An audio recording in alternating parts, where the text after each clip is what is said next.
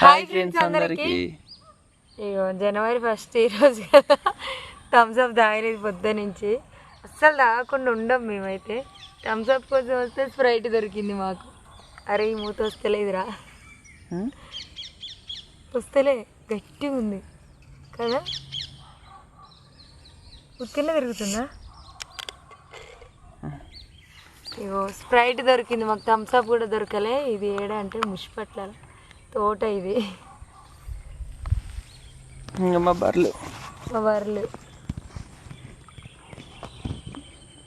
ఇగోరా మా బర్రెలు.